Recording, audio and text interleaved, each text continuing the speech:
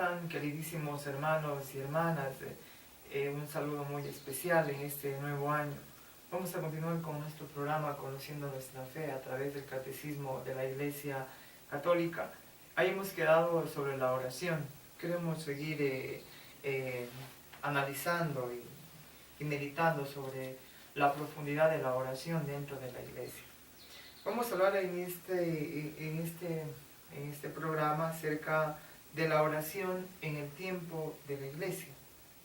Hay diferentes formas de oración, tal como nos revelan los escritos apostólicos, canónicos, siguiendo las normas para la oración cristiana. La primera forma de oración tenemos la bendición y la adoración.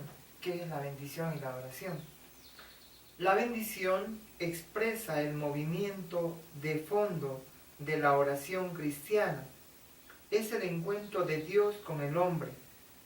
En ella el don de Dios y la acogida del hombre se convocan y se unen. La oración de bendición es la respuesta del hombre a los dones de Dios, porque Dios bendice. El corazón del hombre puede bendecir a su vez a aquel que es la fuente de toda bendición.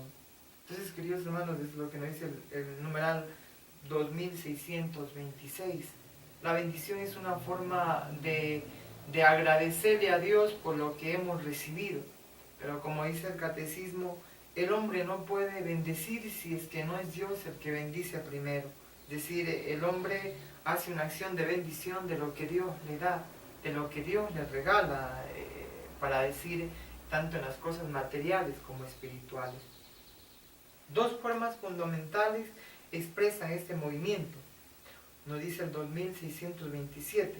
O bien la oración asciende llevada por el Espíritu Santo por medio de Cristo hacia el Padre, nosotros le bendecimos por habernos bendecido. O bien implora la gracia del Espíritu Santo que por medio de Cristo desciende de junto al Padre. Él es el quien nos bendice. ¿Sí? Es decir, es esta acción que se eleva a través de la gracia del Espíritu Santo por medio de Cristo hacia el Padre. O también que la gracia que implora, la gracia del Espíritu Santo por medio de Cristo que desciende de junto al Padre. Es Él quien nos bendice. Es decir, esta acción de bendición va hacia el Padre por medio de Jesucristo y su bendición baja del Padre por medio de Jesucristo a través de la acción del Espíritu Santo. Bonita esta acción del Espíritu Santo en el que se ve la presencia de la comunión de las tres personas divinas. La oración, el 2628 nos habla de la oración. Es la primera actitud del hombre que se reconoce criatura ante su Creador. Exalta la grandeza del Señor que nos ha hecho y la omnipotencia del Salvador que nos libra del mal. Es la acción de humillar el espíritu ante el Rey de la Gloria, Salmo 24, versículo 9-10. Y el silencio respetuoso en presencia de Dios, siempre mayor. La adoración de Dios tres veces santo y soberanamente amable nos llena de humildad y da seguridad a nuestras súplicas. Solo a Dios tenemos que dar adoración, todos lo sabemos, la Iglesia siempre lo ha enseñado, aunque hay hermanos protestantes, quizás de otras denominaciones, que dicen que nosotros adoramos a las imágenes, a los ídolos, que adoramos a la Virgencita. La Iglesia nunca ha enseñado eso, jamás lo ha enseñado. El culto de adoración solamente es a Dios, ¿sí? A Dios, a nadie más. El culto de veneración a los santos y a María en un grado primero. Es decir, no hay una adoración a otra persona o a otra divinidad que no sea solamente al Dios uno y trino, Padre, Hijo y Espíritu Santo. La oración solamente entonces, hermanos, es hacia Dios. A la Virgencita María le tributamos un culto de veneración, ¿sí? Es decir, de ese amor por haber sido la Madre del Señor, la Madre del Salvador, el puente entre nosotros y Dios. Así que tengamos muy en cuenta, la adoración es una humillación del espíritu nuestro hacia el Creador, hacia aquel que es el Rey de Reyes. Tenemos luego de la oración de bendición, de adoración, tenemos la oración de petición. El 2629 nos dice: el vocabulario neotestamentario sobre la oración de súplica está lleno de matices: pedir, reclamar, llamar con insistencia, invocar, clamar, gritar e incluso luchar en la oración. Pero su forma más habitual, por ser la más espontánea, es la petición. Mediante la oración de petición mostramos la conciencia de nuestra relación con Dios. Por ser criaturas no somos ni nuestro propio origen, ni dueño de nuestras adversidades, ni nuestro fin último. Pero también por ser pecadores, sabemos como cristianos que no nos apartamos de nuestro Padre. La petición ya es un retorno hacia Él. En esta oración de petición nosotros tratamos de entrar con un corazón disponible, abierto, es decir, que nos disponemos al Padre y entramos en su comunión con Él a través de Jesús, pidiéndole que nos perdone por medio de la sangre preciosa, por las llagas de Jesús, este clamar, este suplicar, este pedir, y hasta luchar, como decimos, luchar en la oración con Dios para alcanzar algo de Él, que nos dice el Catecismo de la Iglesia Católica. En el 2630 nos habla: el Nuevo Testamento no contiene apenas oraciones de lamentación frecuentes en el Antiguo Testamento. En adelante, en Cristo resucitado, la oración de la Iglesia es sostenida por la esperanza. Aunque todavía estemos en espera y tengamos que convertirnos cada día, la petición cristiana brota de otras profundidades de lo que San Pablo llama el gemido, el de la creación, que sufre dolores de parto. Romanos capítulo 8, versículo 22. El nuestro también en la espera del rescate de nuestro cuerpo, porque nuestra salvación es objeto de esperanza. Romanos 8, 23, 24. Y por último, los gemidos inefables del propio Espíritu Santo que viene en ayuda de nuestra flaqueza, pues nosotros no sabemos pedir como conviene. 8, 26. Queridos hermanos, entonces, para decir que las oraciones de petición del Nuevo Testamento se diferencian mucho del Antiguo Testamento, de las lamentaciones, de las oraciones del pueblo judío, ahora hay una esperanza. Oramos con una petición de esperanza, de recibir del Señor, aunque tengamos que esperar un poquito. Por eso el Señor dirá: perseverar en la oración, no desaniméis, orar sin desanimarse. Es decir, esta oración que nos da la esperanza de recibir. Pero claro, no quizás tal vez a veces ahí inmediatamente. A veces puede darse que el Señor actúa ahí de una sola inmediatamente, pero a veces también tenemos que tener esa perseverancia, ese animarnos a no decaer en nuestra oración constante, que es lo que San Pablo dice: orar sin desanimarse, no os dejéis de orar nunca, orar y orar y orar, lo que Pablo siempre nos está pidiendo. El 2631 nos dice: la petición de perdón es el primer movimiento de la oración de petición, ¿sí? La oración de perdón es el primer movimiento de la oración de petición. Es el comienzo de una oración justa y pura. La humildad confiada nos devuelve a la luz de la comunión con el Padre y su Hijo Jesucristo, y uno de los unos con los otros. Entonces, cuando pidamos lo que recibimos de Él, 1 Juan 3:22, tanto la celebración de la Eucaristía como la oración personal comienzan con la petición de perdón. Entonces, ¿cuál es el primer movimiento de la oración de petición? Es la oración de perdón.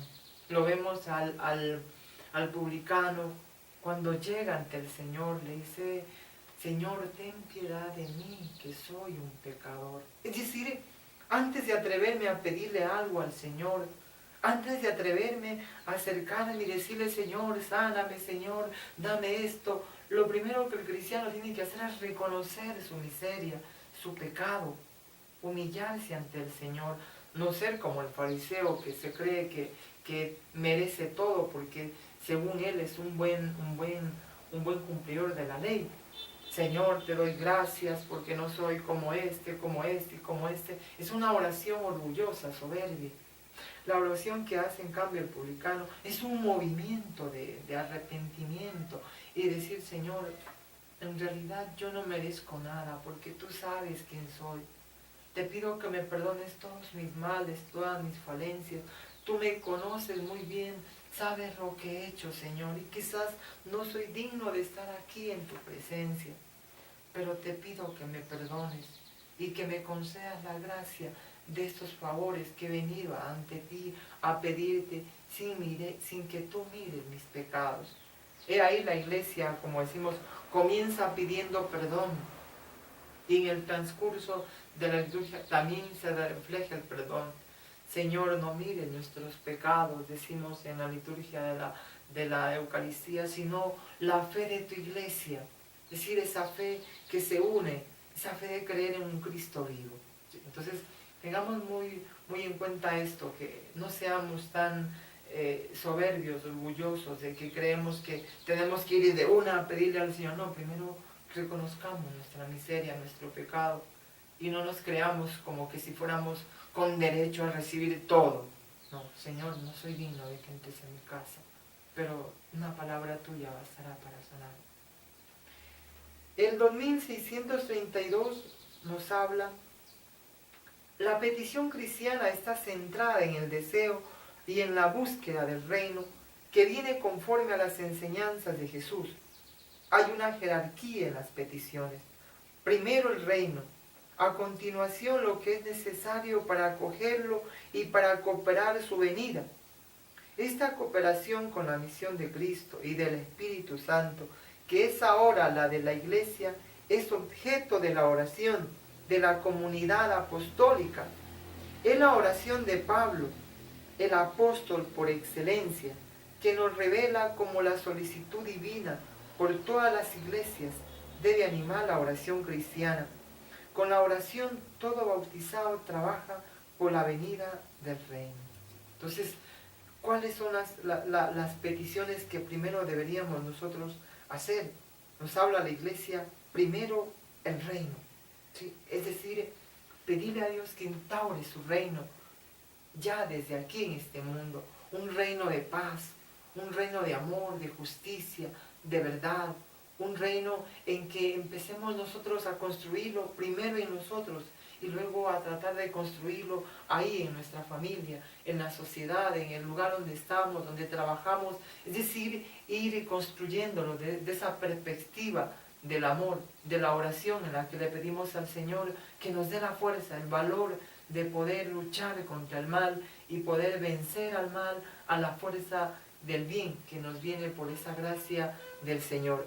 La segunda cosa que nos habla, dice, es esa cooperación para acoger su venida, esa cooperación con la misión de Cristo y el Espíritu Santo. Es decir, de qué manera yo me estoy preparando para acoger el reino, cómo me estoy preparando a través de esta oración para acoger a todos, buenos y malos, justos y pecadores, y llevarlos ante la presencia del Señor. Y sobre todo tratar de buscar los medios necesarios para poder ayudarlos y ayudarme a mí también a que pueda caminar, no quedarme fuera del reino, porque puede ser que muchas personas quizás nos creemos que ya no necesitamos tanto esforzarnos porque nos creemos que ya estamos salvados, como algunas denominaciones protestantes dicen, ya Jesús me salvó, ya Cristo me ha salvado.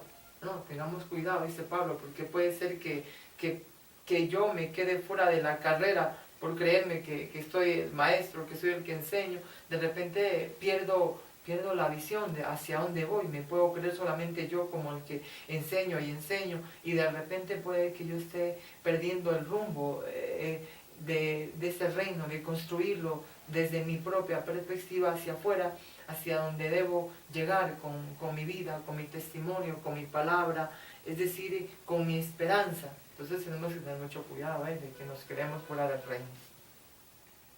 El 2623 nos habla, cuando se participa así en el amor salvador de Dios, se comprende de toda la necesidad pueda convertirse en objeto de petición, Cristo, que ha asumido todo para rescatar todo, es glorificado por las peticiones que ofrecemos al Padre en su nombre. Con esta seguridad, Santiago y Pablo nos exhortan a orar en toda ocasión, ¿sí? A orar en toda ocasión, sin necesidad de decir, ahora voy a orar porque tengo que pedir, ahora voy a orar porque estoy en una situación difícil, ahora voy a orar porque estoy enfermo, ahora voy a orar porque me da la gana, porque tengo ganas de orar. No se trata de que te den ganas de orar, o que no tengas ganas de orar, o que estés enfermo, que no necesidad. Dice Pablo, orar en todo momento, en toda ocasión, que es importante para nuestra vida cristiana. Tenemos la oración de intercesión. La intercesión es una oración de petición que nos conforma muy cerca con la oración de Jesús. Es el único intercesor ante el Padre en favor de todos los hombres, de los pecadores en particular. Es capaz de salvar perfectamente a los que por él se llegan a Dios, ya que está siempre vivo para interceder en su favor. Hebreos 7:25.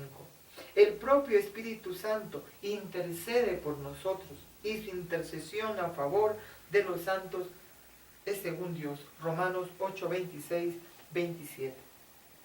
El 2335 nos dice, interceder, pedir en favor de otro, es desde Abraham lo propio de un corazón conforme a la misericordia de Dios.